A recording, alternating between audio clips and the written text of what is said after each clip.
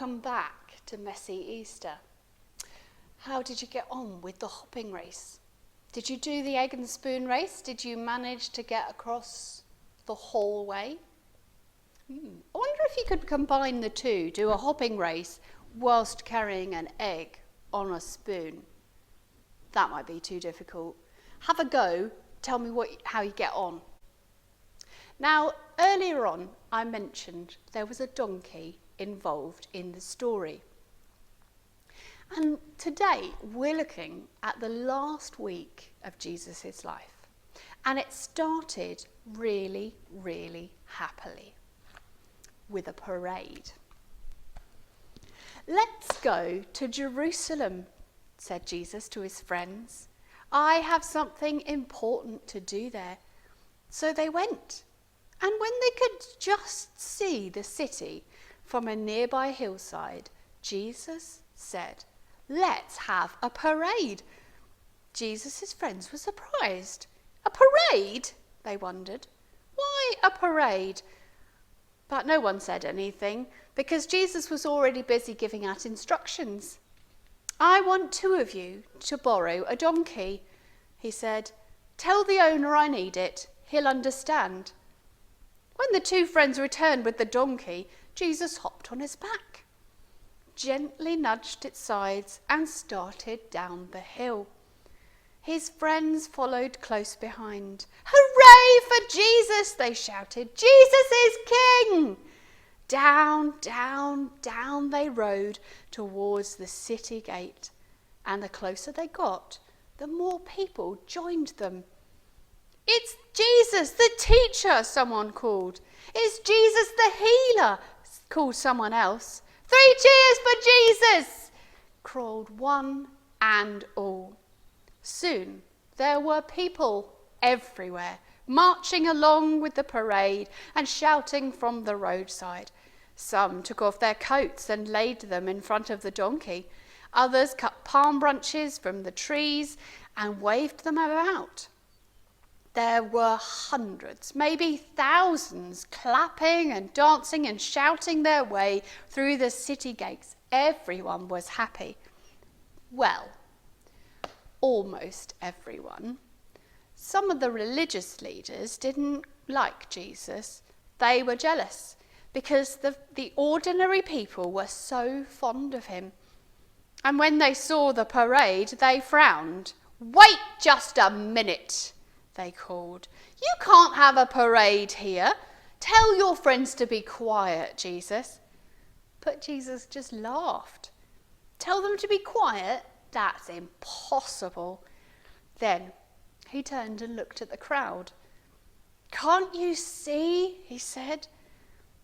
"There's so much happiness here that even if I could make the people quiet, the stones in the street would jump and shout for joy." Imagine what it would have been like to be there that first Palm Sunday. We call it that because the people were waving palm branches. What do you think it might have been like? Have you ever been to a parade? It's noisy, isn't it? Imagine if the Queen came to Bromley or came to wherever you live. I imagine people would line the streets like they did for Jesus. People were excited to see Jesus, just like I would be excited to see the Queen or somebody famous. People saw him and lined the streets to sing and shout Hosanna in praise. They saw a great message of hope in Jesus. They were waiting for a king, somebody to come and rescue them from the Romans. That was their hope. That was their dream, that God would send a rescuer. But he was a different kind of king. And as he lived and worked and performed miracles, people saw that he was a different kind of king. And that made some people happy and some people sad. And it made some people angry, just like the religious leaders in that story. What are your hopes and dreams? Do you think you would ever share your hopes and dreams with Jesus?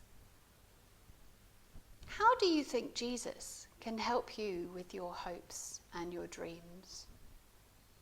Before the next session, there is a craft activity that I'll put on the screen. And I'd like you to write down the things that you hope for. If you want to, you could say a prayer and ask God to give you the things that you hope for on your palm leaf. I'll see you back here very soon.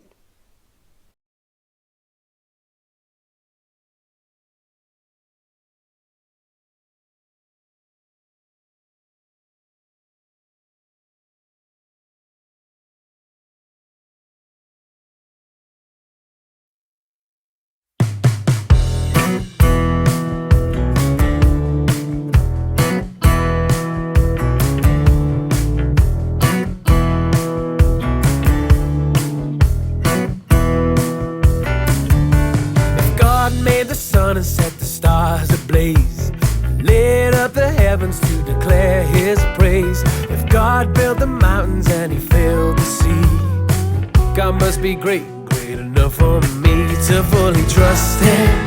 When the going gets tough, yeah, we can trust him. God is able enough to keep us standing, whatever may come our way. Our God's unfailing, from the first to the last, he's never changing. Future, present and past, our God's amazing, and we can put our trust in him.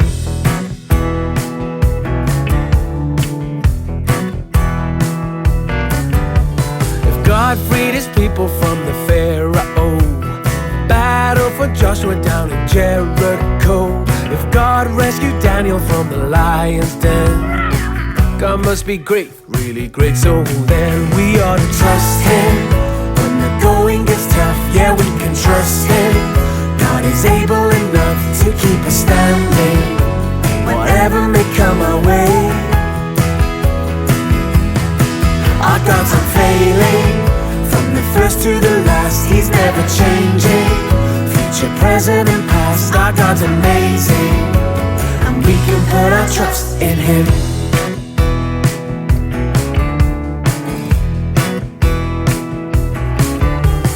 God showed his love when Jesus died for me.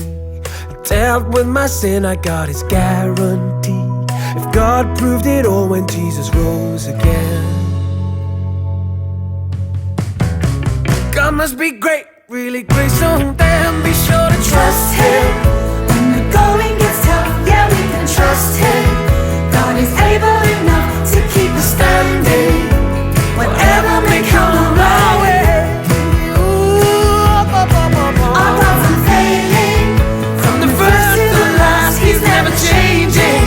Future, present and past, our God's amazing, and we can put our trust in him. Yeah, we can trust him. When the going gets tough, yeah, we can trust him. God is able enough to keep us standing, whatever may come our way.